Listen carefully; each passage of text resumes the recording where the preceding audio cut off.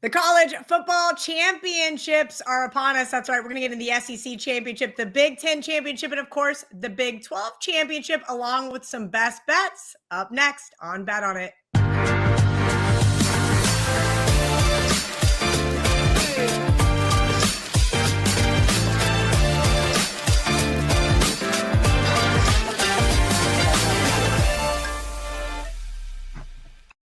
Welcome into Bet On It. Kelly Stewart here, Gianni the Greek, Marco D'Angelo. All right, guys, this is going to be a shorter show today, but we still got lots of information for you, and we're going to go right off the top with Marco D'Angelo. The Big 12 championship is on ABC at 12 p.m. Eastern. Number 11 BYU is a huge underdog, as Marco would like to say, plus 13.5 versus number 5 Texas Tech. Total 50.5 right now on the odds logic screen, Marco. Okay, hand up. I know nobody ever likes for me to talk about my winning bets. They only like me to talk about my losing bets in the comment section, but I do have Texas Tech at 12-1 here, Marco. But all week long on social media, I've been saying BYU should get into the college football playoff. I think this team is really solid. This line's a little bit high. Do I take a little BYU here and hope for a middle, or am I just getting greedy at this point? Well, Kelly, you know me. Every time you ask me a question about, should I hedge something, I'm old school. I'm sorry. And it goes back to my horse racing days where the old adage is if somebody offers you a good price on a horse, take it, because a cashier's check never goes lame. Horses do. In this case, if you're holding 12-1, Kelly, why not just protect, what your one was to make it a free roll? And that free roll, you could still cash both because they're getting 13.5. I look at this one, and obviously the knee-jerk reaction with what Texas Tech has done, they've already played one another once during the regular season. They've been a machine all year. They're 11-1 straight up, but not only are they 11-1 straight up, they're 11-1 against the spread, which means they've exceeded the market's expectations almost every single week. But with that said, and you alluded to it, you think BYU's in. I don't. I think the only way BYU ends up getting in is they have to win this game. Texas Tech, they're a slam dunk. Doesn't matter what happens in this game. They're going to make it. And you go back to that first game, BYU killed themselves in that game. They had 3 turnovers, which saw them fall behind, and then they had to abandon the game plan a little bit. They had to pass more than I think they wanted to in that game. They need to come in here and establish the run game. And the one thing about BYU and the other team from the Big 12 that I was very high on, and I cashed my season win total ticket with it, was Utah, is because they have that brand of football where they play big physical football. They have good defenses. And if you look, even though they lost by 22 points and were -3 in the turnovers in that game, they held Texas Tech to their second lowest output of both points and yardage. I think they got a shot in this game to keep this game close. We always talk about revenge and in season, and, a lot of people blindly say, oh, hey, it's hard to beat the same team twice in the same year. No, it's not. It happens more often than you think. But the difference in why I like to look at the dog in a situation like that is if you're Texas Tech, what do you change from the last game? You beat them by 22 points. But you're BYU, you're going to the chalkboard. You're coming with a different game plan. And Texas Tech doesn't know what that is yet. And so for me, I like BYU plus the 13.5. And you know what?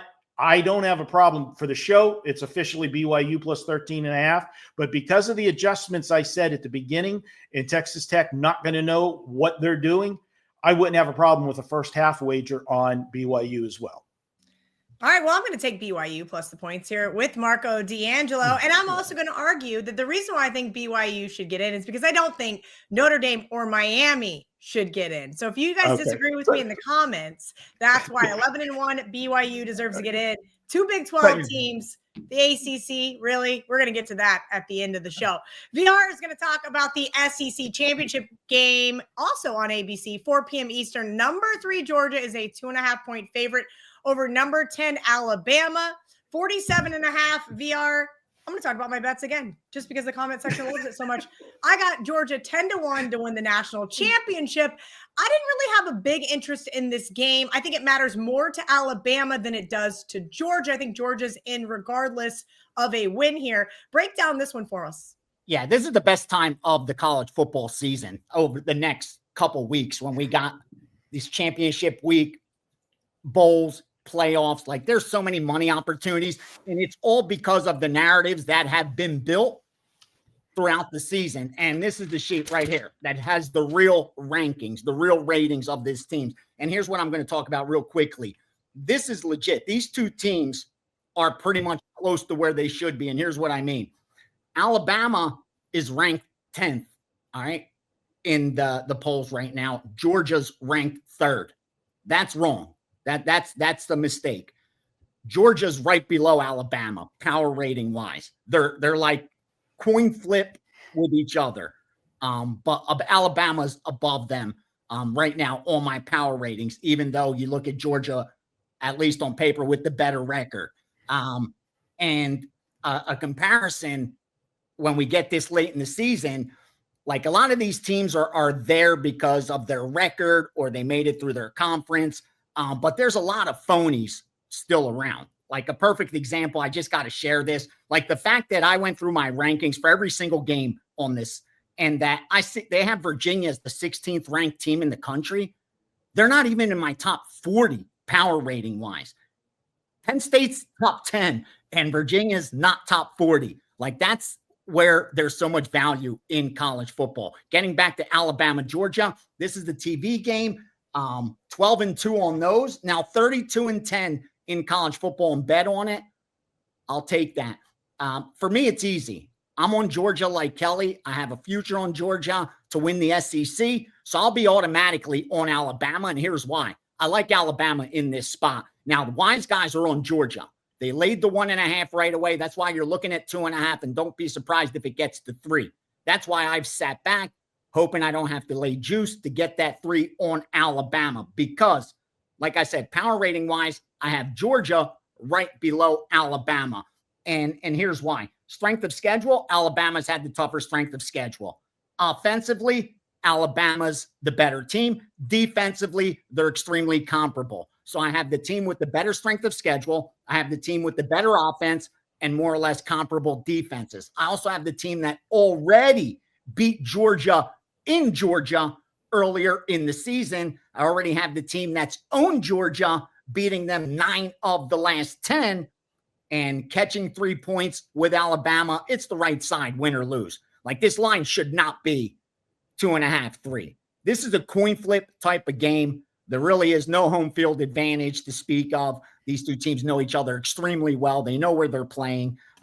Take the points with Alabama. Again, not a best bet. Haven't gotten to the window with it. But for me, it's an automatic bet because of my future on Georgia. It's an automatic hedge. If I love Georgia, I'd let that ride, because now I'm getting, upwards of 3-4 to 1 on a -2.5 favorite, on a minus, 130, 140, and getting 2-3 to 1. You got to let that ride. But I don't like Georgia. I do like Alabama here. All right, Vera, this is a question I got on the Kelly and Murray podcast this week, but I said, this isn't a Kelly and Murray question. This is a VR question. And the question was, why not just tease Alabama with this low total in college football? Explain to everybody who hasn't heard your teasing college football rant before why this is a bad idea. Well, number one, you have to find another team to tie them into. That's right. You're putting yourself behind the 8 ball to begin with. We also know that mathematically it's been proven already that going through the key numbers of 3, 6, and 7 don't put you in a plus EV category when laying -120, 125, and 130 like most are doing on teasers. So I can't make it any simpler than you're placing a negative EV bet and now just hoping to be lucky. Again, I've moved steam for 20, 30 years now. And I remember one time only that we've ever teased college football. And it came down to like last year or the year before. It just fit their criteria. But otherwise, it's a negative EV play because there's just too much variance in the scoring. compared to the NFL. Even in the NFL, where our point differential is about 10 points off the point spread, it's a lot greater in college football. So even in NFL, where we say the lines are extremely tight, it's hard to beat, the average point spread is 10 points off the final score. That's why 6 points don't help you. And before you say, well, how about we do 10-point teasers? The VIG you got to pay makes that negative EV also. In college football, the variance is much greater. The difference between the final score and the point spread differential is much greater. Those 6 points will not help you in college football. It's like teasing totals. It's just not going to help you. So don't do it. If you're not willing to lay 110, the teaser's not a good bet. All right, you heard it from the horse's mouth. And I actually just wrote the video team. And I said, hey, I think we need to do a special WagerTalk Insiders edition of VR's power ratings. We're going to work on that. So especially with the playoffs. I think we should do that. So if you guys aren't an insider, right now is the time to join. $2.99 a month, WT.buzz/insiders. Get you early access to shows like Bet On It, Marco's Deli. And of course, every once in a while, we let you guys into that premium subscriber only Steam room with VR.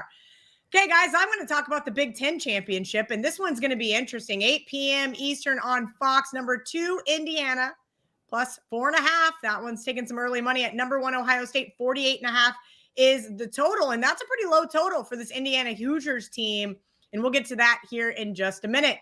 Anybody want to guess when the last time Ohio State didn't beat Indiana? That's a trick question from the Gold Sheet. 1990, because the Hoosiers didn't win that game either, because it ended in a tie. Anyway, so glad we don't tie in college football anymore. But Ohio State has been on an absolute tear this season, guys. 10-1-1 against the spread, including just last week's 18-point road win over Michigan in Ann Arbor. And Marco may tell you that that was one of those spots where Ohio State had circled, right? And Ohio State was looking forward to that. Maybe they spent a lot more time on that game and ensuring a win than they have in a Big Ten title game, because they haven't played in a Big Ten title game since the 2020 season, making that an extra game for this team. And I know that coaching staff spent extra time to prepare, while the Hoosiers, on the other hand, were a 4-touchdown favorite over Purdue and probably already started preparing for the Buckeyes. Hey, no problem. The Buckeyes, more talented team. But I want to go ahead and say Kirk Cignetti has this one circled and has for a long time. Historically, in the Big Ten championship game, the favorite is 8-0 straight up and 6-2 against the spread in the last 8 championship games. But Ohio State is responsible for 4 of those wins. Michigan has 3. And then, of course, Oregon got it last year over Penn State. 5 of the Buckeyes' last 7 games have stayed under the total. And that's why I think this one is really low. If you like Ohio State, I think you also like the under. Indiana coming off another just absolute thrashing, as I mentioned with Purdue last week, scoring 56 on the road. Mendoza right now is the Heisman Trophy favorite, just slightly. We'll see if that is a distraction for him in this one. I'm going to go with the early money here. I don't have a big opinion, but I'm going to go with the early money and say that I like Indiana. I think this game could easily end with either team kicking a game-winning field goal. Sounds funny to say because we know Kirk Cignetti is not really much of a field goal kicker, but I think this one's going to be closer than the spread indicates. All right, boys. Well, it's going to be a short show today, as I mentioned. There's no sandwich games. It's too early to talk about the bowls. No really barking dogs, I guess, if you want to get into it. Maybe my best bet can be one of those. So we're going to let VR go first with his best bet with a barking dog as well, a little dog, if you will. Tell me why you like Tulane, VR, and why people should be buying it up to 3. Yeah, and this is another situation where you have 2 very close teams as far as power rating wise. I have Tulane like 52nd. I have North Texas 51st. Like, these are very close to each other. And when you look at the rankings, college football rankings, it's pretty much the same thing. You have North Texas 20th, Tulane 21st. So they have it comparable, except they're not in the top 20 power rating wise. That's the key there. Anytime you have a coin flip and you're able to get plus money, you have to take it. At worst, I thought Tulane in this spot was a coin flip. And the reason why is how North Texas has done ATS. Forget the X's and O's. Everybody at this point, the odds makers have all the data we have. So trying to find that nugget of that stat that's going to give you that edge is very difficult at this time. Instead, what you got to take advantage of is that inefficient market. And that's going to happen this late in the season based on an incorrect narrative. That's what we got to get down to find value when it comes to playoffs and bowl season. Because again, the sample size of data is you're going to get at this time of year. So you're not really going to find that mistake that they're making. But here's the key. North Texas has outperformed the betting market significantly. They're an 11-win football team that's covered 10 of those games. This is a market that continues to correct itself. On the flip side, Tulane, 10-win football team, 500 ATS. So the books have done a really good job of pricing Tulane, not so much with North Texas. That's why you're being charged the premium on North Texas. There's absolutely no other reason for that at all. Like nothing in the data, nothing in the matchup. You have Tulane coming in off 4 straight wins. You have North Texas coming in off 6 straight wins. Like they're both coming in on good form. Anytime you get that coin flip, take the plus money. Tulane, buy it up to 3, up to about minus 125. It's not worth the same as it is in the NFL. Otherwise, 2.5 is just fine. Because again, got to remember, variance in college football means each half point isn't worth as much as it is in the NFL. So if anything, this is even a sprinkle job written all over it. Tulane on the money line beats North Texas on Saturday. So that's the best bet. All right. I told Marco he had to talk about this game because he lives in Las Vegas. So that's the asterisk, right? Like I want to talk about this also. Can I just say real quick? I'm sorry. How did UNLV receive a vote? I saw they received a vote. They're barely in the top 70 power rating wise. Top 70, and they received a vote. It's just ridiculous. Listen, VR, just like in politics, people probably shouldn't be allowed to vote. And well said. Well said. I'm sorry. Like we've saw it where the woman put USF over plenty of teams, and then they got throttled by Miami. Like these people aren't paying enough attention to actually be able to insert real votes. Marco, I know that you are having an opinion on the total, but I'm going to ask you about the side first as well. My buddy Mark is holding a ticket for UNLV to win the Mountain West Conference. And he texted me this morning, he goes, what do I do? I said, the only way you can hedge it is Boise State money line.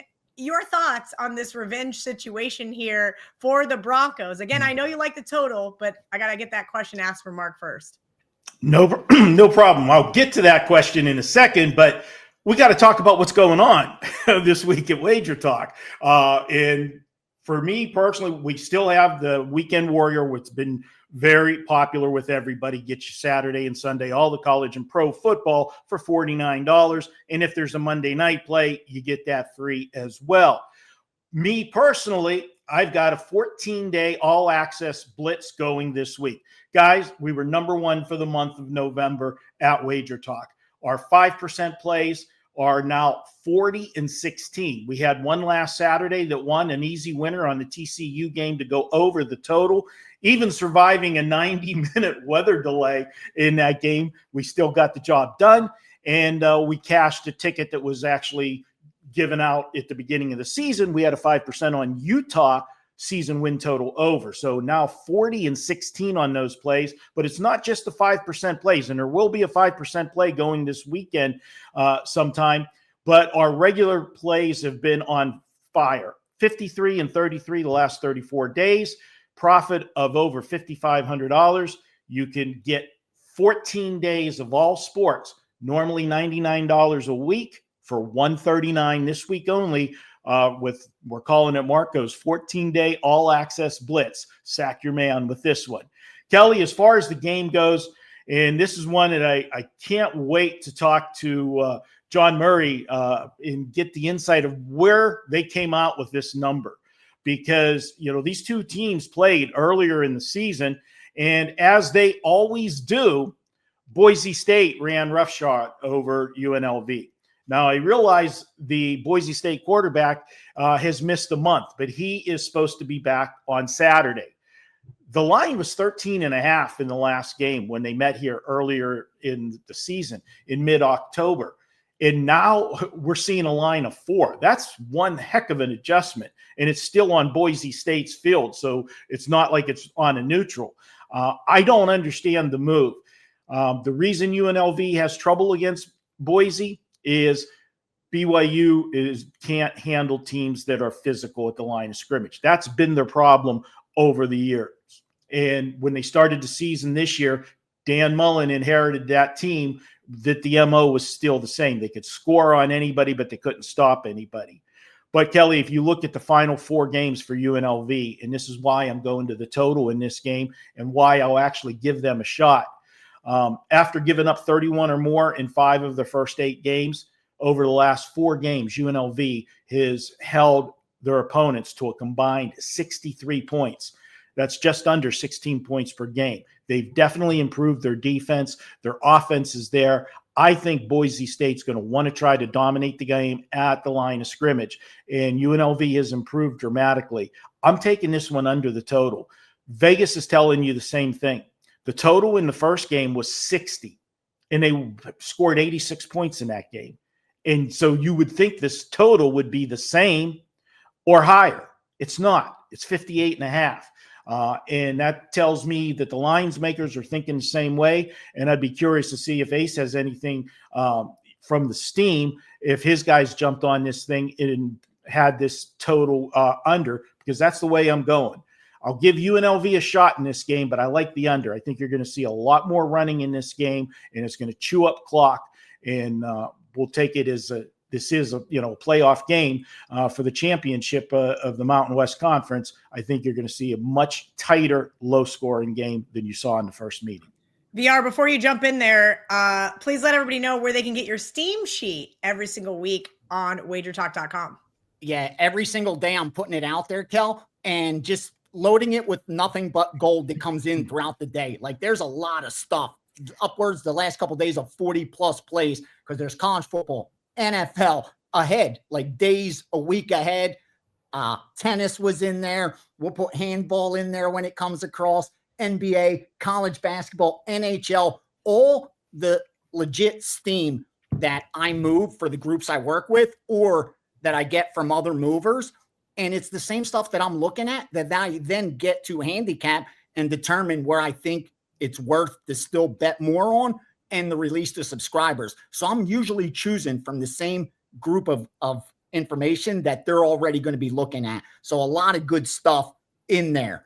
And that's out each and every day. Now, as far as what Marco was talking about, here's what sticks out to me about that total and why I like your under. Because even though the line's moving up, Marco, in my experience, doing nothing but looking at line moves, it's the increments of movement that sticks out the most. This late in the season, you already know Boise State UNLV is going to get a ton of over money from the recreational bettors. They're not betting this game under. They're betting it over. Wise guys betting syndicates know this. So if you could get down at the opener and go over, you're helping that move upwards. So you're already giving the books the nod that, we may get over money from sharps as well. The public starts coming in over, and you start seeing half-point increments. If these were big moves, you'd see an initial 1 point, 1.5 point move even sometimes. Like if they really hit this one, especially talking high profile playoff type of standalone game. But you didn't see that. Instead, you're seeing half-point movement, half-point movement, half-point movement. Why? Because the books are looking, are we getting resistance? If they go up a point, 1.5, they could set themselves up with a big middle from the resistance. This way, that's not happening. So it tells you it's not wise guys steaming the shit out of the over. It's the books seeing more and more risk starting to pile up, incremental half-point movements up, just in case the steam under comes in. I would not be surprised if you saw that happen game day, because even looking at the ticket count right now in the back end, it's like nothing, no under bet. Like the guy that I have access to his book hasn't booked a single under bet. So you'll see nothing but public over in that game for sure on Friday. And that makes sense. You just look at this game, and I don't even follow the Mountain West like I used to when I lived in Vegas. Why would anybody want to take an under here? It looks So easy to take an over. Good luck to Marco on that total since I made him pick that game just so that I could ask more follow-up questions.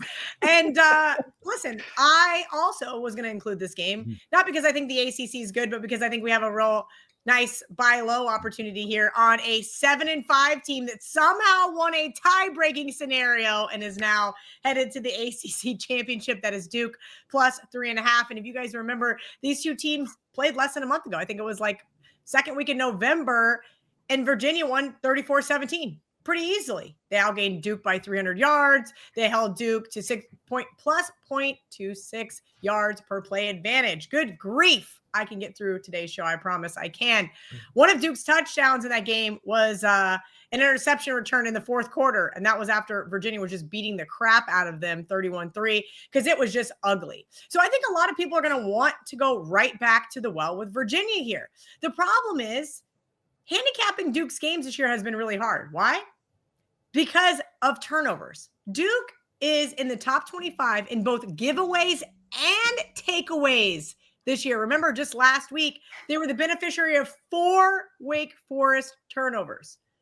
We're going to see how this team comes to play in the ACC championship game, but I think they're going to be playing fun. I think they're going to be playing loose. Virginia is the team with all of the pressure. From a power ratings perspective, VR just told you about Virginia. And I think getting more than a field goal feels very generous in this game. I think it should be closer to a pick 'em. So be careful there if you're laying it with the Cavaliers. Shout out to all of you guys for hanging out with us here this entire college football season. VR, appreciate your insight. Marco, you are the best. Otherwise, Johnny in Detroit would fire me because we would never do any promos on this show. I should start writing those into the script. We'll see you guys for the NFL show. And if you guys are looking for that said NFL show, it's right here. Of course, we're going to have the mega show for you guys. Don't forget Marco's Deli will be up on Friday. Until next week, well, until bowl season, let's bet on it.